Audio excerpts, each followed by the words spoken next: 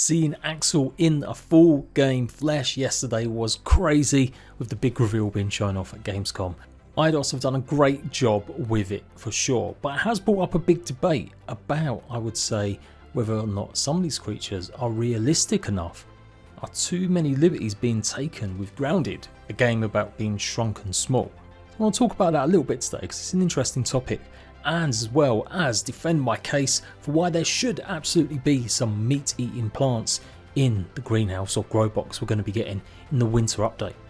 All that plus more details on exactly where you're going to find the recipe to summon Axel, and some more info that shows V as someone extremely dangerous, and some new info about V potentially being absolutely dangerous beyond belief, but I'll leave some of that to the end as I don't want to go into too many spoilers right now. And just FYI, we are going to be looking at detailed pictures of tarantulas in this video, so if you don't like it you can actually skip ahead. I'll put some timestamps in, or just don't look and just listen. Yes, I know I just started the video with Axel on show, but there is something slightly different between seeing a game version and seeing up close pictures of tarantulas. So for now I'm just looking at a big collection of them, but yeah, in a minute we are going to dive deeper into some of them. And a big shout out to my Discord. I've been encouraging people to join my Discord left, right and centre, because you know what, I get so many great ideas to make videos from you guys, and some of you are having a big debate about whether or not Axel is really realistic enough. And this centres around especially what type of tarantula they are, but also the type of actual claws they've got.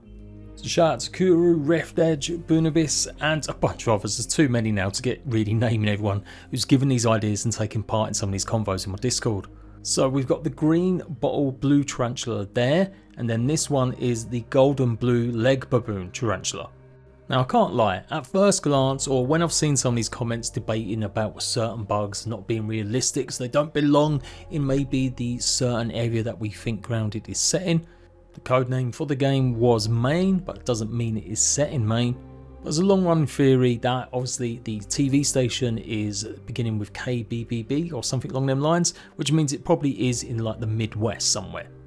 And honestly, I am not a bug person. Like if you ask me or talk to me about something about where bugs are from and stuff, I'd go, oh, okay, cool, my eyes might start glazing over, can't lie. I've never been fussed that the moths in Grounded actually are just a composite of different moths, or that certain other creatures would never be living next to each other.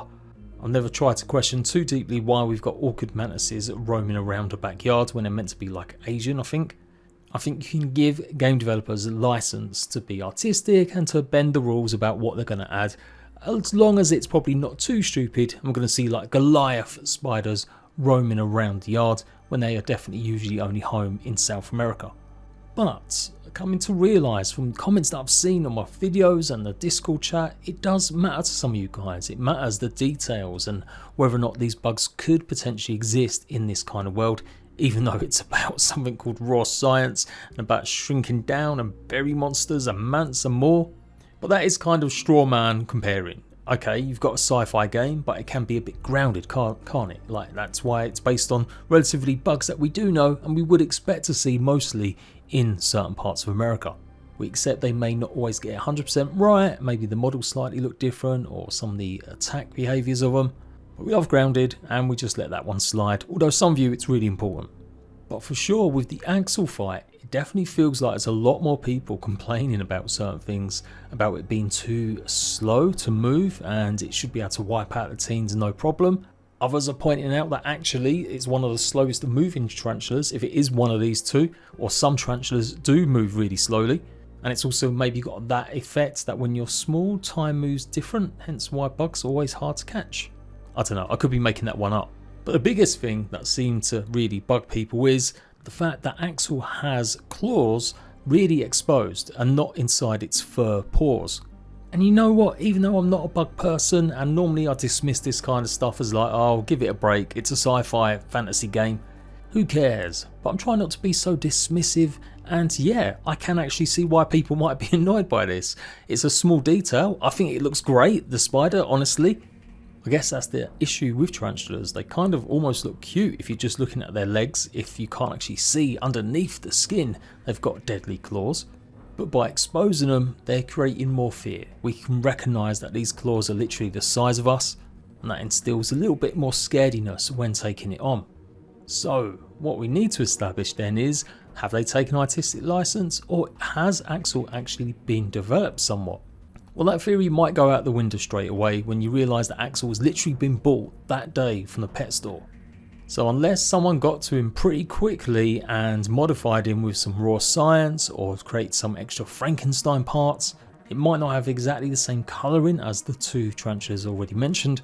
So maybe it could be like a Frankenstein mix, as I said, but no, it doesn't look like it. There just probably hasn't been enough time, as I said, unless someone's super fast.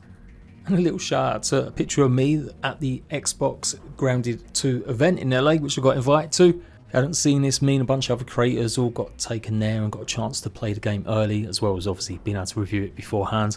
And this always kind of puzzled us. Why is the Orb Weaver blue? Staff called it an Orb Weaver. It's definitely got the markings of the Orb Weaver on its back, but it does remind me somewhat of AXL. And then in Discord today, someone was talking about the idea of, I think it was Sandy, saying that we could have maybe tarantula spiderlings. And then that brought to me this image again, and I figure, man, how crazy would it be if we could actually have a tarantula as our mount, a spiderling mount. Apparently the spiderlings are probably about the same size as an actual Orb Weaver. So yeah, going off on a tangent there, and that's probably not really relevant, but I just figure it'd be fun. But yeah, maybe it doesn't really matter to most people, but I would say this is probably an obvious one that people would look for. Tarantulas have definitely got very distinct kind of vibes, and so making sure they're as correct as they can be, I think is probably a bit important. We know though that, like the broodmother in Grounded 1, actually the size of it wasn't really as relevant to what we faced. I'm pretty sure they're meant to be actually pretty small, and they are just a different kind of Orb Weaver. I think it was based on a spiny one. Like I said, I'm no expert, but over the years, you know, you guys have just about maybe filtered some of this info into me that I'm probably getting wrong. So, bottom line, I think we can forgive the devs for certain things like this and go, you know what, it's not such a big deal. But you never know, with a little bit of feedback, they could always adjust it. We did get the first actual version of a boss, which was basically a wolf spider on the Frisbee in Grounded Early Access, changed to the actual broodmother model eventually. And some of the other creatures have had little minor changes over the years and stuff. So, I don't want to dismiss people. If you see discrepancies that I think are really important, then yeah, I think it's okay to highlight. So, moving on to how we may actually encounter the recipe for fighting AXL. It is going to be a summoner boss, so we presume we're going to be able to fight over and over again. We're not too sure if it's going to be killable. Just because we can summon it over and over doesn't mean we'll actually be able to do the final blow. I know the mutation did say when you've killed a tarantula, but I don't know, I've still got this idea that we may have multiple encounters with it, or indeed, crazy as it could be, what if there are multiple now tarantula spiderlings roaming around? That's another way to get some of the body parts as well. Shout out to Rift and Sandy for this one. They've discovered in the game files that yes, the terrarium, where we may have obviously discovered that AXL does exist but had escaped. Originally there were plans for us to maybe disturb the terrarium, or at least come across AXL sleeping inside. Now that obviously got changed, and I don't think they're going to reset it, because some of you guys have been telling me you've been building a base inside the terrarium. The short answer is we're going to get the recipe unlock when we maybe go over to terrarium again. I think it's going to be added there, a piece for it. That's what it's indicating here in some of the code and stuff. I do believe it's called poached roach roast, I think so. And yeah, we're going to need a roach head for it at least, I do believe, and some snail slime. So yeah, make sure you stocked up on that. Although, preface, everything can change. The devs may have decided to do it a different way. They may have put the actual boss key somewhere else. And somewhat in the same vein as realism, obviously the pumpkin patch, it does absolutely make sense. Some of you guys pointing out that yes, it kind of would be more sensible for a community garden to have something relatively low maintenance. Grounded 1 and 2 have perpetually been set around the autumn time. It is in fact October when the game actually begins. And I agree, it'd be crazy if they can change this over time or add different types of crops, but probably not. And yes, I did not get the analogy of the wood, straw and stone, i.e. 3 little pigs, the big bad wolf blowing them all over. I don't know what relevance that means, but for these little bird boxes maybe, or potentially new buggy homes, that could be something. But what I really wanted to talk about was the inside of the grow box. It's not a full size greenhouse, it's too small. Maybe you just lift the hatch up and you can meddle around with it. That's what you would do as a full size human. Now, I've been saying for months now it'd be crazy if we could have some Venus flytraps or some carnivorous kind of plants in here, really make it like a jungle environment. It would mix up the grounded meta and gameplay so much if we weren't getting attacked by bugs, but tendrils coming down from plants, or yep, trying to get snapped up by a Venus flytrap. But I had one comment yesterday on the video where I mentioned this, saying, oh, don't set up your expectations too much, you're gonna be miserable and stuff and let the community down if you actually keep on with that and they don't deliver. And there wouldn't be any Venus flytraps in there because it's America, blah blah blah blah blah blah. To be fair, I don't mind a little bit of constructive criticism, and he's right, I don't ever really want to hype something up that isn't going to be delivered. Here's looking at you, Lizard. But I still think, as we're in early access, there's plenty of room to keep on suggesting stuff. I'm lucky enough that I've made plenty of videos and got plenty of views, that I'm in a position that my voice maybe slightly reaches a little bit further, but maybe not always to the actual devs. But my voice is still just one person. The devs absolutely do not listen to a bunch of stuff I might regularly say, and now and then I'll be lucky, maybe, just like you guys, if you've got a suggestion, if it makes it through to them, that they go, you know what, that's a pretty good idea. I've only slightly got more chance of doing it or regurgitating what you guys say, and that's pretty much the bonus of being a YouTuber. So no, I don't think I'm setting any kind of false expectations. I just think it'd be really bloody cool to have something a bit different. So far, Grounded has been kind of very safe, and in lots of my previews and my review I said I don't want them to be. I want them to take some more chances, try something that be a bit more adventurous. The first big major boss fight we've got now is going to be pretty much the same kind of method we've seen before. No using any kind of special artillery from maybe acorn turrets and stuff to shoot it down. You guys suggested, I have as well, that maybe if we get to fight a frog one day, maybe it can hop from lily pad to lily pad and we have to shoot it at range before then hopping over different lily pads to try and get it. Something more than just simply wait till it attacks you, parry it, stab it a few times. Oh yeah, it's calling some ads in, get rid of them. And so, actually, Venus flytraps, I learned via Google and wikis, are actually native to Carolina somewhere. In fact, a very specific spot around some sort of bogs and swamps, and in fact a lot of carnivorous plants are around bogs and swamps, and lots of them grow in America, so no, it's not out of place if you were to have a Venus flytrap in a little pot that someone in the community figured it'd be great to keep some of the fruit flies off of inside. So yeah, that one commenter, I've got the receipts, you can jog on, pal. I'm joking people, I'm joking, but wouldn't it be great? Come on now, going through this immense jungle that we're going to be exploring inside the grow box, and we've got all these crazy plants, well maybe not too many, and don't forget it's filled with omnivore laboratories. They could have been experimenting on anything in this place. For crying out loud, we've got the berry monster in Grounded 1. I'll bet it's dead, but you know, we did have it for a while. I just think it'd be really cool, and if it doesn't have it, then cool, it doesn't have it. Hopefully we'll have some other cool bugs to fight, but the idea you can't have something like that, yeah, well, it's not realistic and stuff. Like, oh, give me a break, people. I want you guys to dream big, what you want to see in Grounded for sure. Sometimes I have shut stuff down, especially when you guys keep trying to tell me it's bloody Sarah, Tully's daughter, who's the mysterious stranger. It ain't, she's like 8 years old. But other theories and other bugs you want to see added and all sorts of crazy biomes, yeah, this is what early access is for. It's for us to get our suggestions, our ideas out as a community. If you build it, they will come. So, Papa Jade, Uncle Jade is telling you to dream big, kids. When you go to write a description of your suggestion in the Grounded official Discord, you go for it.